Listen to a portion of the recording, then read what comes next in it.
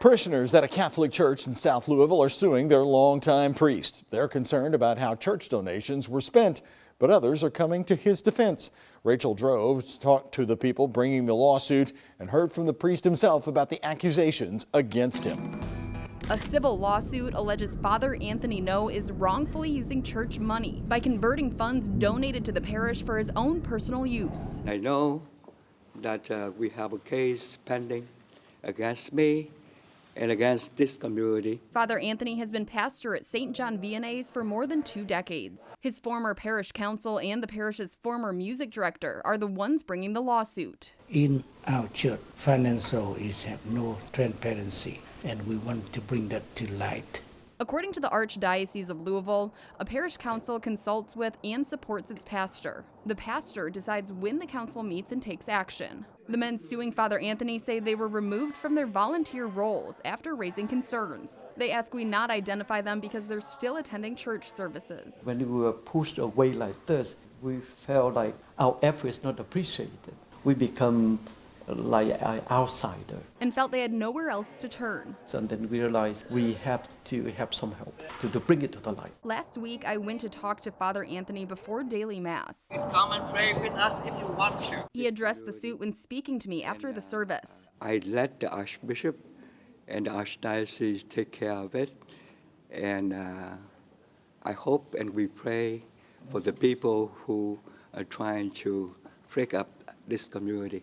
We looked into what led up to this and found it all started earlier this year when the people filing the lawsuit say they noticed the church's financial reports seemed incomplete. When he gave me the numbers and what was collected and what was reported, we realized things had been bigger than I thought. The men say they raised the issue with Father Anthony and filed a formal report of suspected fraud with the Archdiocese on May 22nd. A June 2nd letter from Louisville Archdiocese Chancellor Brian Reynolds says they intended to review the parish's financial transactions. But Reynolds pointed out donations and gifts given by parishioners for masses dedicated to the deceased belong to the priest and can be used for personal use in some circumstances. Reynolds said, quote, "The one providing the funds directs the gifts to either the parish or the priest." Tian Luan, a parishioner who defended Father Anthony, spoke to me about that. Belong to him because the people are praying for him. Father Anthony sent a letter to parishioners on June 6th addressing the questions raised by the parish council, claiming he doesn't know the amount of money collected each week. Then, 2 months later, on August 6th,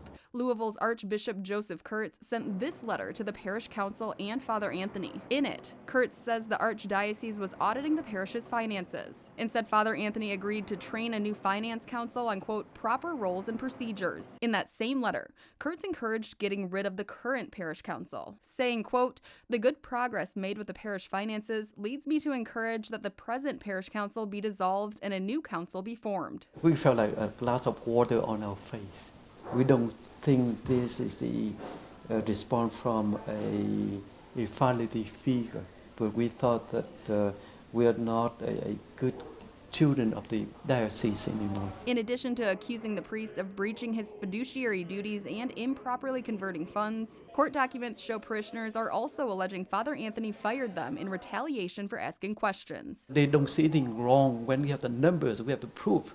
They try to either delay it or to just ignore it, and hopefully things would go away. Those filing the lawsuit want the money they say was converted from the church account to the priest's personal account returned. They also want to look at the church's bank accounts. The men, devout Catholics, say they feel they have to do this to keep St. John Vianney free of sin. This is God calling me to do something about the church.